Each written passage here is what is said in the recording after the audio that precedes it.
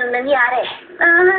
Wala naman po. Natalo lang namin si Phobos. Ang totoo si Ian ang tumalo sa kanya na tayong matalo dahil sa akin.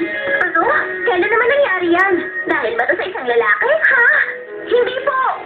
Okay. Ang totoo, meron na ako nakita na cute na.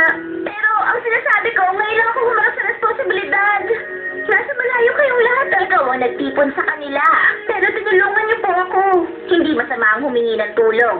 Dahil sa pagkakaisa, naaabot niyo ang tunay na lakas sa iba at sa sarili mo.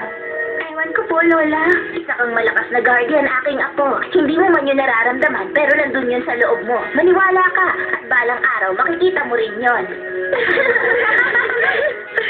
Okay, hindi naman sa gusto ko maging KJ, pero paano tayo makakabalik? Aba, malay ko.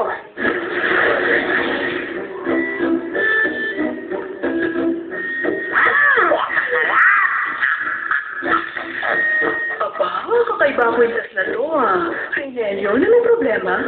Paano niyo nagawang magsinungaling tungkol sa mga magulang ko sa akin? Ano? Elion, wala kaming alam sa... Paano mo nasabi yan? Masasamang tao sila Weir at Zayden. Hindi nila ako minahal. Minahal ka lang yung ina. Iniwan niya sa'yo ang kwintas na yan. Kunin mo na lang to! Ayoko na yan!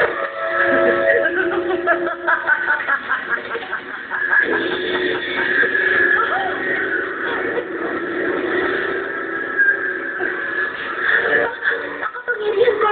Anong ginawa mo sa akin? Ang matuloy sa kwintas ay tunay na siya mula sa korona ni Wera. Ilang buwan na rin itong hinihigop ang kapangyarihan mo. Kaya ako nga ito binigay sa'yo. Sinungaling! Ang totoong siya lang nagbigay sa akin yan! Nasaan na siya? Walang totoong thrill. Ako lang siya. Pinagsilbihan kita gaya noon kay Phobos at sa rebellion.